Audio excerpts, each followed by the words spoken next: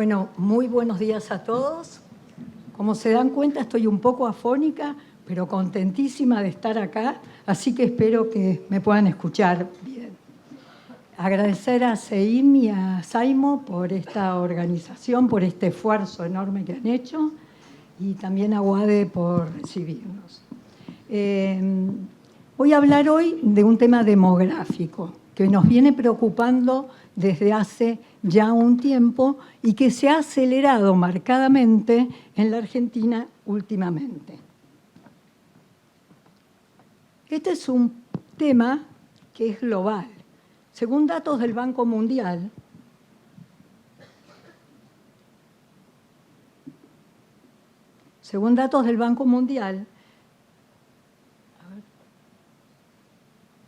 los niveles de fecundidad globales han disminuido drásticamente, pasando de un promedio de 5 hijos por mujer en 1960 a 2.3 en 2020. Es impresionante.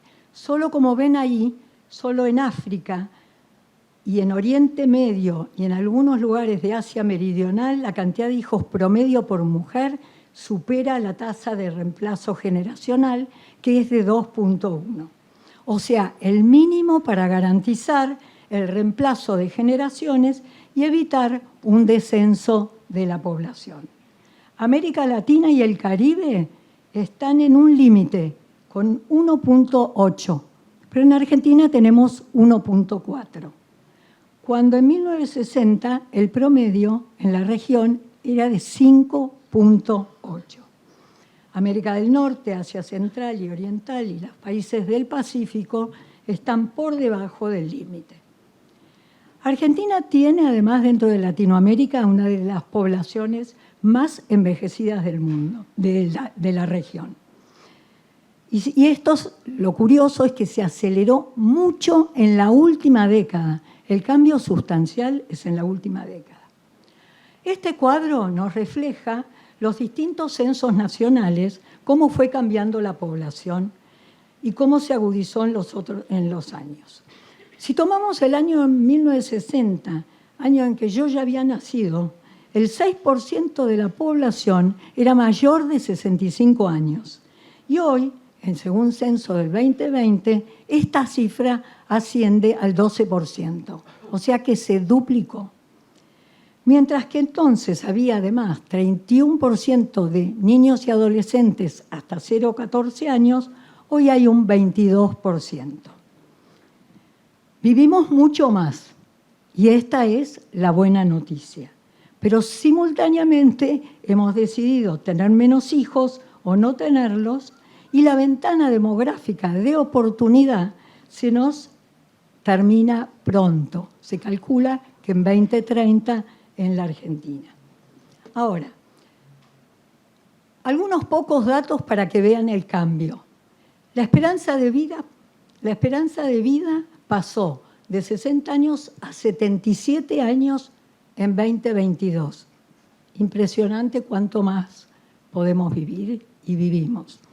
Y la tasa de fecundidad pasó de 3 hijos a 1.4. Y en la capital federal, 0.9. La cantidad de nacimientos en 2016, o sea, hace solo 6 años, era de 728.000 chicos y ahora es de 400 y pico.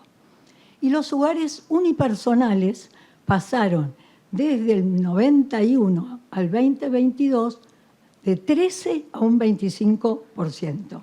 Completamente en una nueva realidad. Entonces nos interesó mucho conocer qué es lo que está pasando, cuáles son un poco las causas y las consecuencias de este fenómeno, de estos cambios.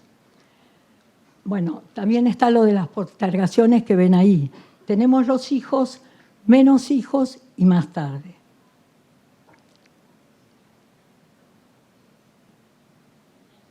El embarazo adolescente bajó mucho y esta es una buenísima noticia. La placa de la vida plena tiene que ver con un estudio que hicimos en Voices, que preguntábamos qué era lo necesario para tener una vida plena. a los jóvenes. Y entonces vemos ahí que aparece recién en quinto lugar el tema de tener hijos y que además, todavía más lejos, está tener una relación comprometida o estar casado.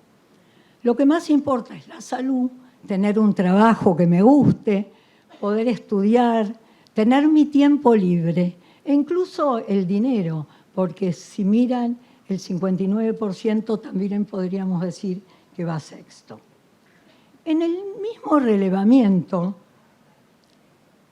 indagamos cuáles son las principales causas. Todo esto es de este año.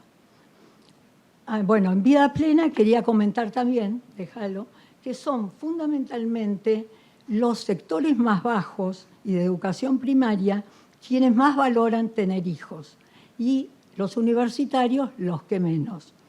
Y al mismo tiempo también que son los jóvenes quienes marcadamente deciden no tener hijos o retrasarlos o darle más importancia.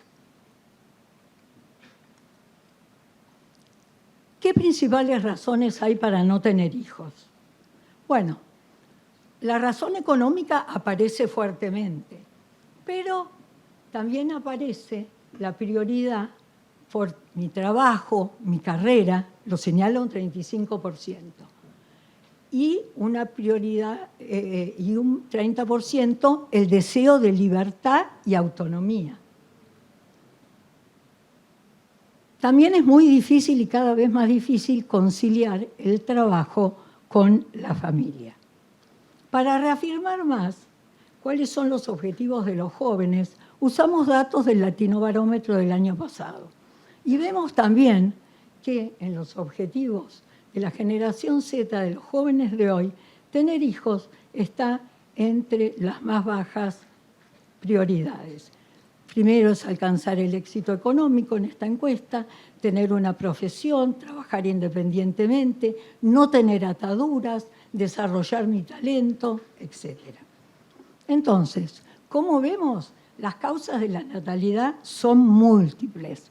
Sin duda hay factores económicos, altos costos de crianza, cambios en las estructuras familiares, mayor autonomía femenina, valorización enorme del desarrollo personal y profesional y modelos de vida más individualistas. La maternidad y la paternidad se retrasan y hay menos niños. Pero la razón verdadera, más fuerte, en mi opinión, en función de los datos, que tiene que ver con el desplome de la tasa de natalidad, es que hay nuevas prioridades y hay un costo.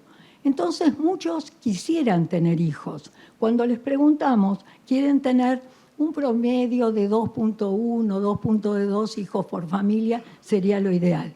Pero después tenemos 1.4.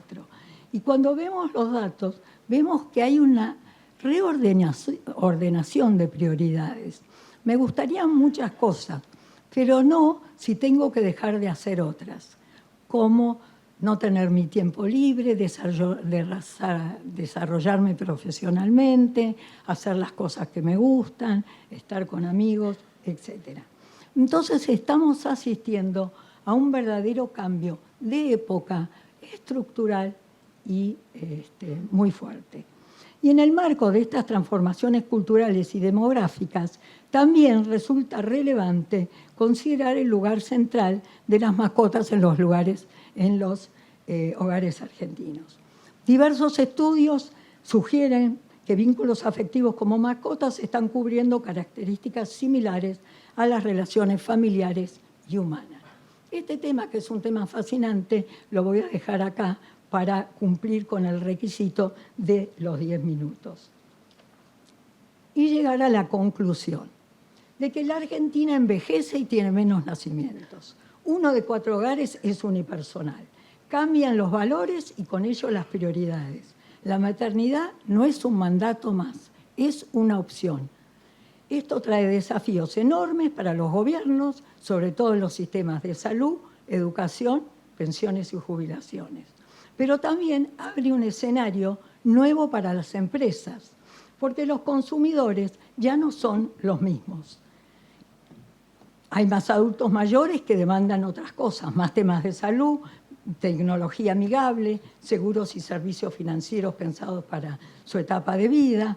Crece el número de hogares unipersonales que requieren productos en envases más pequeños, deliveries, soluciones prácticas y personalizadas. Los jóvenes priorizan experiencias, viajes, educación y tiempo libre por encima de la maternidad y el matrimonio. Y las mascotas ocupan un lugar central, generando un mercado multimillonario de alimentos, servicios, seguros, turismo, que de alguna manera reemplazan parte del descenso del consumo infantil. Las empresas que sepan leer este cambio cultural, tienen una ventaja enorme frente a las que sigan actuando como si esto no ocurriera. Y dada la aceleración de este proceso, deben hacerlo rápidamente y planificar. Nosotros como consultores tenemos la enorme oportunidad y deber de ayudarlos y apoyarlos en este camino con nuestro trabajo. Gracias.